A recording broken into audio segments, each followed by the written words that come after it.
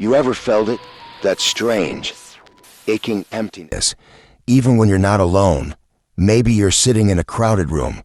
Maybe the music's loud, the drinks are flowing, people are laughing so hard they can barely breathe, and yet inside you're not there. You're somewhere else, behind a sheet of invisible glass, watching it all, but not feeling a damn thing. It's not that you hate them. It's not even that you're better than them. It's just, you see it now. You see the play. You see the mask people wear, the desperate need to be liked, to be admired, to belong, even when it costs them their soul. And once you've seen it, you can't unsee it. You scroll late at night. You see the filtered smiles, the highlight reels, the desperate flexes. But you don't feel envy anymore. You feel detached. You feel like you're looking through a zoo window at a bunch of animals that don't even know they're caged. You're not lonely because no one's around. You're lonely because you've grown. You've evolved past the games, the gossip, the meaningless chasing. You've been cracked open by betrayal, shattered by disappointment, ground into dust by life itself. And in that breaking, something inside you woke up. You realize that most of what people call connection is just two masks nodding at each other, two hungry ghosts pretending they're full. You've seen what's behind the curtain, the ugly, beautiful, chaotic mess that is real human nature. And now, the pretty illusions no longer satisfy you. You see the hollow inside the glamour, the fear behind the swagger, the sadness behind the laughter. At first, you thought maybe you were broken. Maybe there was something wrong with you. Why can't I just be happy like everyone else? You asked, why does everything feel so fake? But the truth is, you're not broken. You're awake. You're awake in a world that teaches people to sleepwalk, a world that rewards pretending over being, a world that punishes those who see too clearly. Most people aren't ready for that kind of clarity. They don't want to see the cracks in the foundation. They don't want to know that love could be conditional, that loyalty can have a price, that most smiles are selling something. They want a fairy tale. They need it to survive. But you chose a harder path. Maybe not even by choice. Maybe life forced it on you, tore the blindfold off your face when you least expected it, ripped away everything you thought was real, until all that was left was the truth, raw, ugly, blinding. And the truth is, the world is both more horrifying and more beautiful than you ever imagined. You see the predators hiding behind handshakes. You see the loneliness peeking out from perfect Instagram feeds. You see the sadness in the eyes of the one who has it all. And it makes connection hard, almost impossible sometimes. Because once you've tasted something real, it's damn hard to pretend that plastic tastes good. That's why you feel so alone. Not because you're flawed, but because you're seeing things clearly, and clarity can be a lonely road. You didn't get here by accident. You earned this vision through every betrayal, every heartbreak, every brutal, sleepless night where you stared up at the ceiling, asking yourself if it was even worth it. You pay for this clarity in blood, in scars, in nights that nearly broke you. And now here you are, on the other side. You're not naive anymore. You're not fooled by shiny promises. You're not hypnotized by empty validation. You see what's real, and you see how rare it is. And maybe, just maybe, that's why you feel like you don't belong anymore. Because the world you used to belong to, it doesn't exist for you anymore. You can't go back to sleep once you've woken up. You can try. You can drown yourself in noise and work, in hookups, in distractions. But deep down, you know, you're different now. You see too much. You feel too deeply. You know too much to pretend you don't. And yeah, that hurts. It's lonely as hell sometimes. But it's also powerful, because once you stop needing the world to make sense, once you stop needing people to be anything other than what they are, you find a strange, feral kind of freedom. You stop chasing. You stop begging. You stop performing. You just are. Lonely, sometimes, sure, but free. Finally, brutally, gloriously free. And that freedom, that loneliness, is not your enemy. It's your proof. Proof that you survived the death of your old illusions. Proof that you walked through hell and didn't lose yourself. And from here, from this raw, broken, lonely place, you'll build something real, something that can't be bought, something that can't be faked, something no one can take from you. But first, you have to stand here a little longer, in the silence, in the loneliness, in the truth. You have to feel every inch of it, because this is where the real journey begins. So you're awake. Congratulations. You're in a club with no welcome party, no balloons, no champagne, just silence and a strange, aching clarity. Now what? The first thing you realize is you can't play the old games anymore. You can't laugh at the jokes you don't find funny.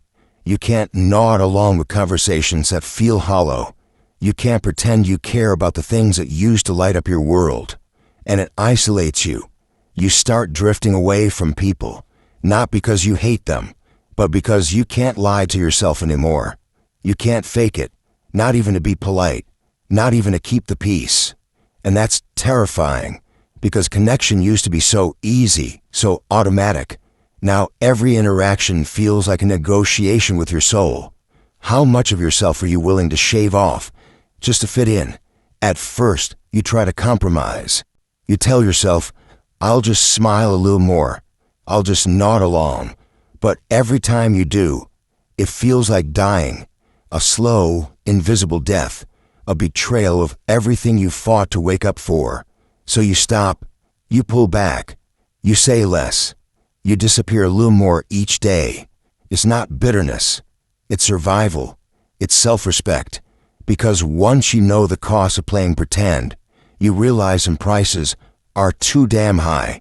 You stop chasing friendships that feel forced. You stop explaining yourself to people committed to misunderstanding you. You stop watering dead plants, hoping they'll bloom. You let things die. And in that death, you find a strange kind of peace. Not happiness. Not yet, but peace. The peace of knowing you're not lying to yourself anymore. The peace of knowing you're no longer a puppet on someone else's stage. The peace of being able to look in the mirror and recognize the person staring back. But here's the part no one tells you. When you live in truth, you lose almost everything that was built on lies. Fake friendships, gone. Surface level admiration, gone. Opportunities tied to who you pretend to be, gone. And for a while, you're left with nothing but yourself. Just you and the silence and the long, brutal nights of self-confrontation. You find out what you're really made of in those nights. Not when everything's going your way, not when you're winning, but when it's just you and the cold, merciless truth. When the noise dies down and the only voice left is your own. That's when you realize you are enough. You always were. The world just taught you forget. To perform, to shrink, to trade your soul for applause. But now, there's no one left to impress. No masks left to wear. No script to follow. It's just you, raw, unfiltered, alive. And from that place, you start building again, slowly, carefully, painstakingly. You build connections based on truth, not convenience. You build a life aligned with who you are, not who you're expected to be. You build strength, not the brittle strength of ego, but the unshakable strength of authenticity. And little by little, something incredible happens. The loneliness starts to change. It stops feeling like a prison. It starts feeling like a sanctuary. You stop fearing the silence. You start craving it. You stop needing crowds to validate you. You start cherishing the rare moments when someone sees you, not the version you polish for public consumption, but the real, messy, magnificent you. And when those rare souls show up, you'll know. You'll feel like a shock to your system, like fresh air after breathing smoke for too long. You'll recognize them by the way they don't flinch at your darkness, by the way they meet your honesty with their own, by the way their presence feels like gravity instead of noise. You won't need many, just a few, maybe even just one. But until then, you walk alone. Not because you're broken, not because you're failing, but because you refuse to settle for less than what's real. And that makes you rare, dangerously rare, terrifyingly rare, in a world addicted to fake. The real ones are the revolution. You are the revolution. Silent, unseen, unstoppable. So if you're alone right now, if the nights are long and the silence is loud, good. It means you're doing it right. It means you're not watering dead things. It means you're clearing the ground for something new, something wild, something real. And when it finally arrives, when the real ones find you, when the real dreams take root, when the real life begins, you'll be ready. Not because you clung desperately to the old world, but because you let it burn, because you were brave enough to walk to the fire empty-handed, because you chose truth over comfort, over approval, over fitting in. And in the end, that's what saves you. Not the crowd, not the noise, not the applause. You save yourself. And that changes everything. They never told you. They never warned you. They taught you to be nice, to be polite, to be good. But they never taught you that good alone doesn't protect you. They made you believe that if you just played nice, if you just loved hard enough, if you just stayed soft and loyal enough, the world would somehow return the favor. It didn't. It broke you. It used you. It betrayed you over and over until the only thing left inside you was a question that haunts every scar you carry. What am I without all this pain? And the real answer is brutal. Without your pain, without your betrayal, without your collapses, you would still be asleep. You would still be a puppet. You would still be nice and powerless. You see, pain wasn't enemy. Pain was a forge. Pain was a hammer that shattered everything fake inside you, until only the real parts remained. You didn't lose yourself. You lost your illusions. You lost your need to be liked. You lost your weakness for begging people to stay. You lost your addiction to being good at the cost of being powerful. And now, you are something else. Something they never prepared you to be. You are dangerous, but not because you want to hurt anyone. No, because now you could. Now, you understand exactly how the world works. Now, you see through every mask, every fake smile, every promise dripping with manipulation. Now, when someone tries to pull you back into the game, you don't argue, you don't plead, you don't explain yourself. You just walk away, silent, unbothered, dangerous, because the most dangerous people aren't the loud ones. They're not the ones screaming for revenge or plotting destruction. The most dangerous people are the ones who don't need anything from you.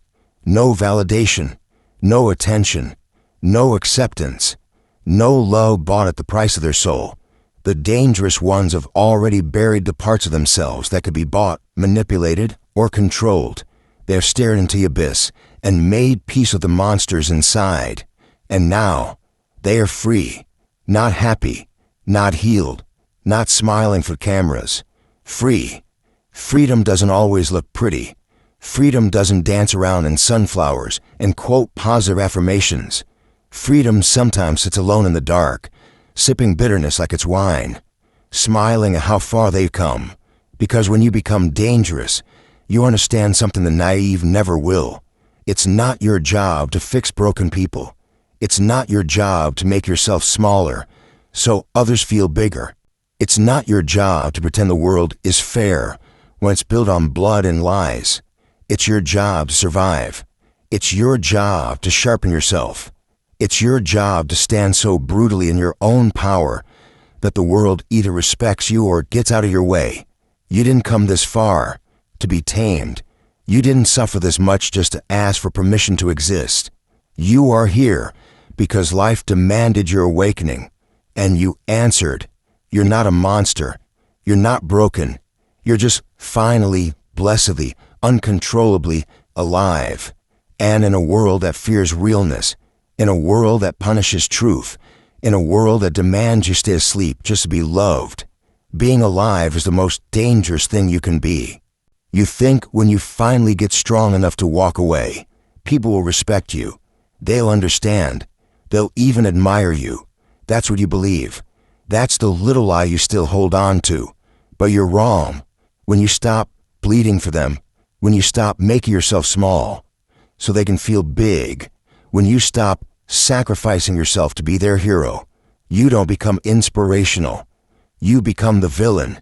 They won't say, "Wow, look how far you've come." They'll say, "You've changed. You're cold now. You think you're better than us." They'll call you selfish. They'll call you arrogant. They'll twist your strength into cruelty. They'll turn your healing into betrayal because your weakness was useful to them. Your suffering made them feel needed. Your bleeding kept them warm. And when you stop bleeding, when you choose yourself for the first time in your life, they lose their power. They lose their story. And people don't forgive you for that. You see, it was never about love. It was about control. It was about them needing you to stay broken enough to serve their fantasy, to stay small enough to make them feel big, to stay soft enough to never challenge the lies they built their lives around. You were their crutch, their excuse, their hero, their victim, their toy. And when you walk away, when you break the pattern, when you stand tall, they have to face themselves. And most people would rather destroy you than look in the mirror. So they rewrite the story. They cast you as the villain, the monster, the betrayer, because it's easy to hate you than to heal themselves. And you have to be strong enough to let them hate you, let them twist your name, let them tell their sad little stories, because you don't owe them your pain anymore. You don't owe them your silence. You don't owe them your death. You owe yourself your life. And the price of freedom is being willing to be misunderstood, being willing to be hated, being willing to be the villain in stories that were never true to begin with. You're not here to be their hero. You're here to be real. And realness always makes the fake scream. So let them scream and keep walking. You realize something after all the battles, after all the betrayals, the loneliness, the nights you thought would break you. You realize you survived, not because you were lucky, not because someone came to save you, not because you figured it all out, but because something deep inside you refused to die, something deeper than hope, something older than dreams, something primal, something savage. And that part of you, it doesn't care about fitting in. It doesn't care about being understood. It doesn't care about applause, about being loved, about being accepted. It cares about one thing: survival. And survival demands evolution. You see now, don't you? You see why you had a break. You see why it had to hurt. They weren't killing you. They were carving you. Every betrayal, every humiliation, every abandonment was a knife, cutting away the weakness, slicing off the illusions, sharpening you into something harder, meaner, truer. And now you're something else. You're not just a survivor. You're a weapon, not because you wanted to be, but because the world made you one. They taught you that love is conditional, that loyalty is a coin toss, that people sell you out for their own comfort, their own fears, their own pathetic little egos. And you learned. Oh, you learned. But not the lesson they wanted you to learn. Not the lesson that says stay soft, stay forgiving, keep bleeding for people who never even try to understand you. No, you learned the real lesson. You learned to see people clearly. You learned to hear the lies behind their smiles. You learned to trust actions, not words. You learned that your peace is not something you negotiate. It's something you defend, ruthlessly, unapologetically, because the truth is, most people don't want to meet the real you. They want the version of you that makes them comfortable, the version that doesn't challenge them, the version that does make them confront their own cowardice.